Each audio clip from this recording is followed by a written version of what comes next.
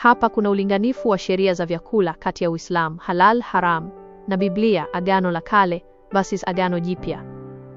1. Nyama ya nguruwe. Uislamu ni haram, imekatazwa kabisa katika hali zote isipokuwa dharura ya kifo. Inachukuliwa kuwa ni rijsun, unajisi. Biblia, Agano la Kale, ni najisi kulingana na sheria ya Musa, Mambo ya Walawi 11:7. Wayahudi hawaniruhusiwi kuila hata leo. Biblia, Agano Jipya, ni halali. Kama ulivyotafsiri hapo awali, Yesu na Paulo walifundisha kuwa chakula hakimfanyi mtu kuwa mchafu kiroho. Marko 7:19, 1 Timotheo 4:4. 2. Kuchinja na damu. Uislamu, ili nyama iwe halal, lazima mnyama achinjwe kwa jina la Mwenyezi Mungu, bismillah, na damu yote itoke nje. Kula damu ni haramu. Biblia, Agano la Kale, sheria ni kali sana kuhusu damu. Mnyama lazima amwage damu yote kwa sababu uhai wa kiumbe uko katika damu. Mambo ya Walawi 17:11. Biblia, Agano Jipya. Hata baada ya sheria za Musa kuondolewa, Baraza la Yerusalemu liliwashauri Wakristo wajiepushe na damu na nyama ya wanyama walionyongwa. Matendo 15:29. Hapa kuna mfanano mkubwa na Uislamu. 3. Vileo, pombe. Uislamu ni haram kabisa. Qur'ani inaelezea pombe, khamr, kama chukizo na kazi ya sheitani. Al-Maida 5:90. Biblia haikatazi pombe moja kwa moja kama haramu, lakini inakemea ulevi. Inaruhusu matumizi ya divai kwa kiasi au kama dawa. 1 Timotheo 5:23. Lakini inasema walevi hawataurithi ufalme wa Mungu. 1 wa Korinto 6:10. 4. Vyakula vya baharini. Uislamu kwa ujumla, viumbe vyote vya baharini ni halal. Al-Maida 5:96. Biblia, Agano la Kale, ni viumbe wenye mapayapi na magamba tu ndio walioruhusiwa. Kamba, prawns, crabs na pweza walikuwa najisi. Biblia, Agano Jipya, vizuizi hivi viliondolewa. Wakristo wanaamini viumbe vyote vya baharini ni halali kuliwa. Kuchinja lazima kwa jina la Mungu, si lazima, lakini chakula huombewa. Hitimisho la kitheolojia, tofauti kuu ni hii. Katika Uislamu, kufuata sheria ya chakula ni sehemu ya ibada na utii wa moja kwa moja kwa amri za Allah. Katika Ukristo wa Agano Jipya, uhusiano na Mungu hautegemei unachokula, bali ni imani ya moyoni, ingawa muumini anahimizwa kutunza mwili wake kama hekalu la Roho Mtakatifu. Kwa kifupi, Wakristo wanaamini kuwa Yesu Kristo ndiye aliyekuja kuitimiza sheria na hivyo kuanzisha utaratibu mpya wa kiroho. Hapa kuna sababu kuu 4 za mabadiliko hayo. 1. Kutoka sheria ya nje kwenda utakatifu wa ndani. Katika Agano la Kale, usafi ulipimwa kwa mambo ya nje kama vile unachogusa au unachokula. Yesu alikuja kubadilisha mtazamo huu. Fundisho la Yesu. Katika Marko 7:15, Yesu alifundisha kuwa dhambi haitoki kwenye chakula kinachoingia tumboni, bali inatoka ndani ya moyo wa mwanadamu, kama vile chuki, uasherati na wizi. Lengo, Mungu anataka moyo safi zaidi kuliko sahani safi. 2. Yesu Kristo kama utimilifu wa sheria.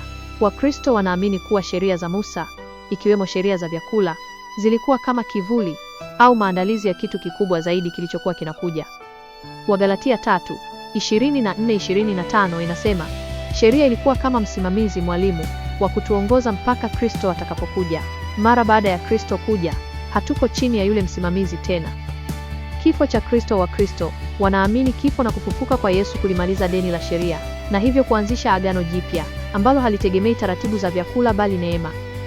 3. Kuunganisha mataifa yote. Sheria za vyakula za Agano la Kale zilikuwa na lengo la kuwatenganisha Waisraeli na mataifa mengine, wapagani.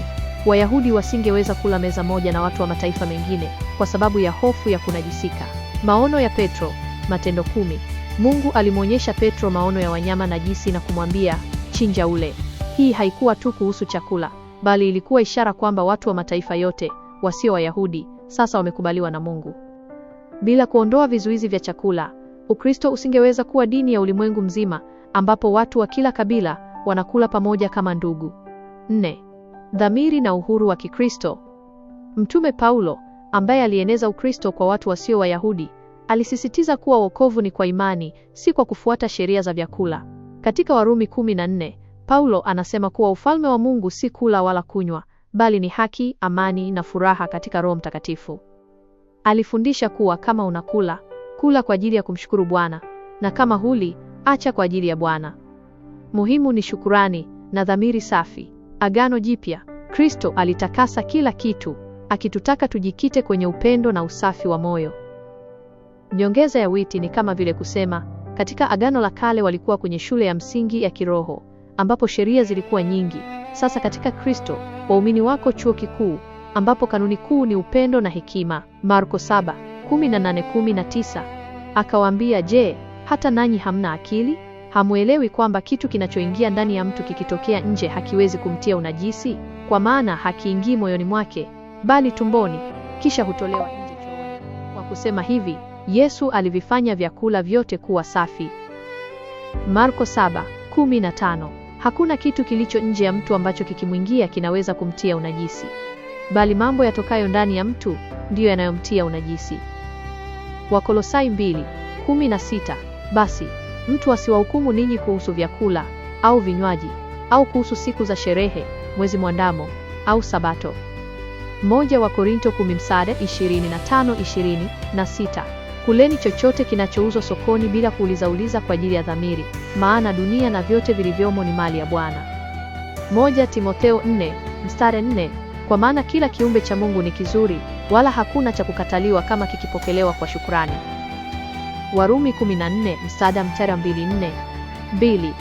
Mtu mmoja anayo imani ya kula kila kitu, lakini mwingine ambaye imani yake ni dhaifu hula mboga tu. 3. Yule anayekula kila kitu asimdharau yule asiyekula, naye asiyekula asimhukumu yule anayekula, kwa maana Mungu amemkubali. 4. Wewe ni nani hata umhukumu mtumishi wa mwingine? Kusimama kwake au kuanguka kwake ni kwa Bwana wake mwenyewe. Naam, atasimama, kwa kuwa Bwana anaweza kumfanya asimame. Maono ya Mtume Petro.